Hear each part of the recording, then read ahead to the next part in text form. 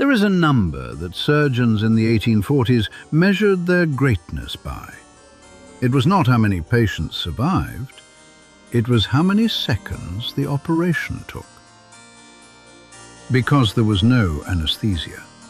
None.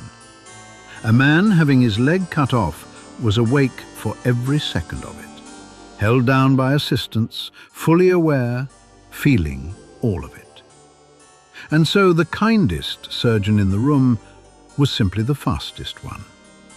Speed was not vanity. Speed was mercy. The fastest hands in Europe belonged to a Scottish surgeon named Robert Liston. They called him the fastest knife in the West End.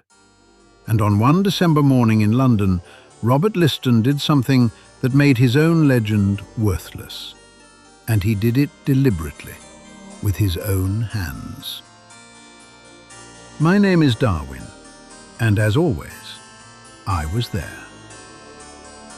This is the story of the most celebrated surgeon of his age, who personally opened the door to the two inventions that erased everything he was famous for. This is the Lab Rat Chronicles.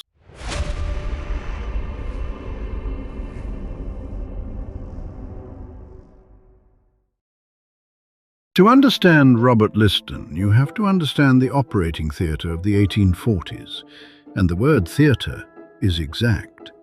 Surgery was a public performance. Students and spectators packed the steep wooden galleries above the table, leaning in to watch. The patient lay below, fully conscious, often strapped down or pinned by assistants, and waited for it to begin. There was almost nothing to dull the pain. A surgeon might offer a swallow of brandy or a leather strap to bite down on. That was the entire arsenal. An amputation was a contest between the surgeon's speed and the patient's endurance, and the longer it lasted, the more likely the patient was to die of shock on the table before the surgeon ever finished. So in that world, a fast surgeon was a merciful surgeon. And Robert Liston was the fastest anyone had ever seen.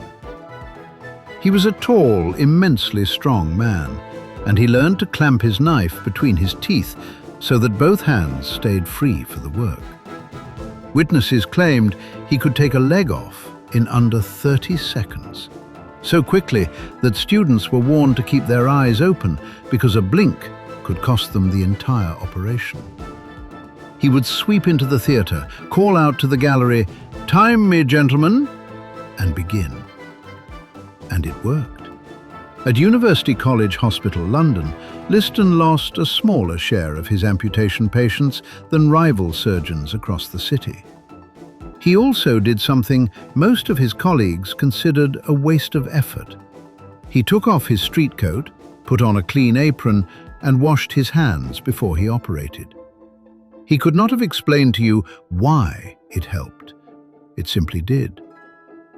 But that speed came at a price. And there is one story about Liston, told and retold, almost certainly embroidered along the way, that has hardened into surgical legend. In his haste during a single amputation, Liston is said to have moved so fast that he sliced through the fingers of the assistant holding the patient. The patient later died of infection. The assistant later died of infection. And a spectator standing too close, the story goes, was so shocked by what he saw that he collapsed and died on the spot. 3 men dead from one operation. Historians have called it the only procedure in history with a 300% mortality rate. Whether every detail of that story is literally true hardly matters. It survives because it captures something real. In a world without pain relief, surgery was a kind of controlled violence, and a surgeon's speed was very often the only thing standing between a patient and disaster. Sit with that for a moment. The greatest surgeon in Britain was great because he was fast, and he was fast because his patients were awake to feel everything. Every reputation in that operating theatre stood on the same terrible foundation.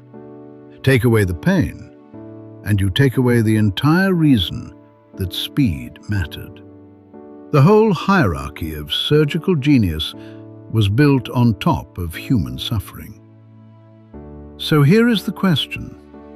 What happens to the fastest knife in Europe the moment someone discovers how to put a patient to sleep?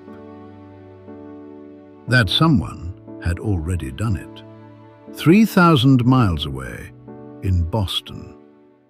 On the 16th of October, 1846, in the surgical amphitheater of Massachusetts General Hospital, a dentist named William T.G. Morton placed a glass apparatus over a patient's face and asked him to breathe ether, a sweet, volatile vapor that slid the man into unconsciousness.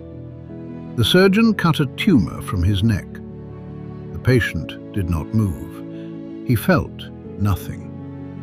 Morton turned to the skeptical room and said, "Gentlemen, this is no humbug."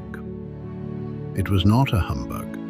It was the single most important moment in the history of surgery, and word of it crossed the Atlantic within weeks.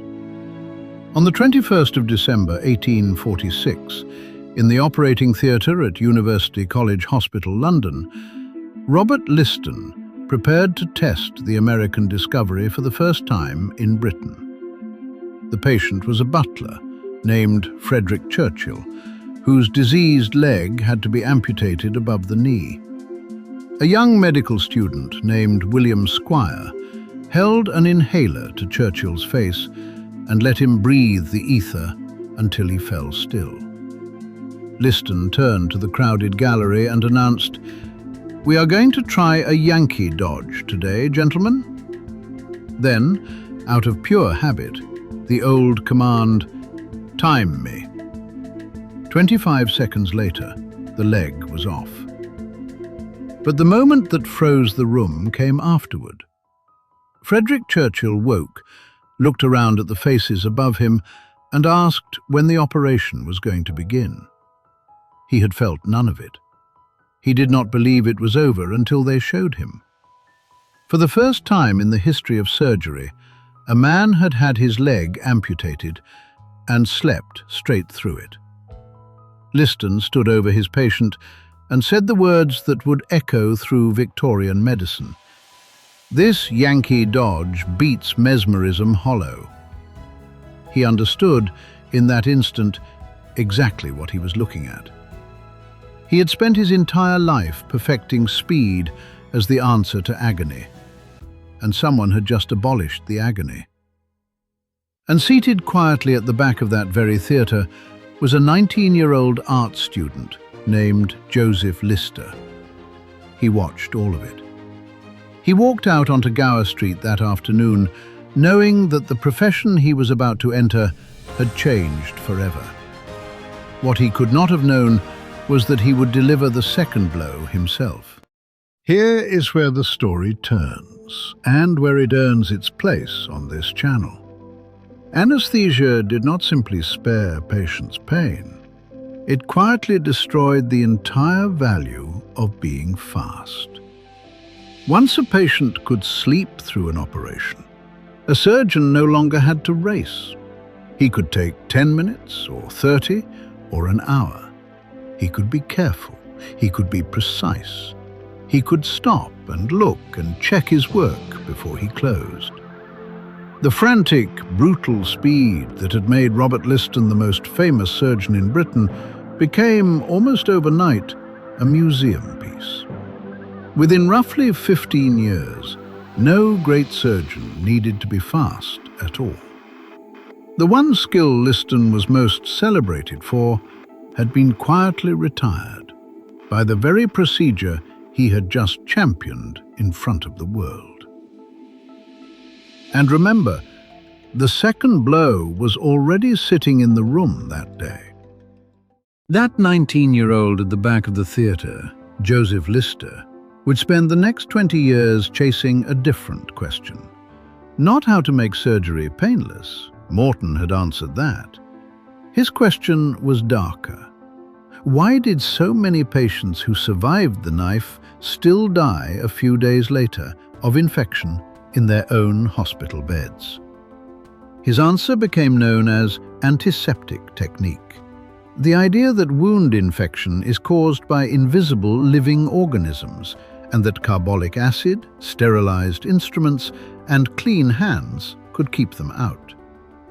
When Joseph Lister published his method in 1867, surgical mortality, the share of patients dying after operations, began to fall and then to collapse. Between them, ether anesthesia and antiseptic technique transformed surgery from a desperate sprint endured by a screaming patient into a slow, deliberate, survivable craft.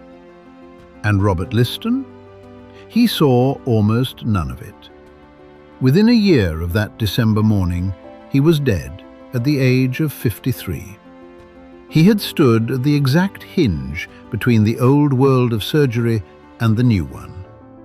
He threw the door open with his own hands and then was gone before the room on the other side had even been furnished.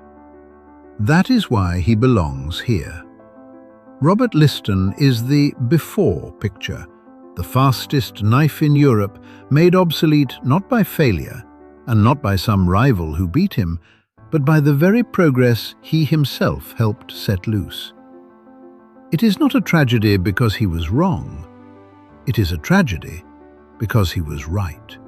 Next time on the Lab Rat Chronicles, a 23-year-old chemist who solved a problem the world had given up on, and whose name was quietly erased from her own discovery the moment she was no longer alive to defend it. I stood at the back of that theatre on Gower Street. I watched the fastest hands in Europe become a memory. They never put my name in the paper. But I was there. Robert Liston was the most celebrated surgeon in Britain. He opened the door to modern surgery with his own hands. He was dead within a year, and history gave the credit to everyone else in the room. We thought that deserved a case file.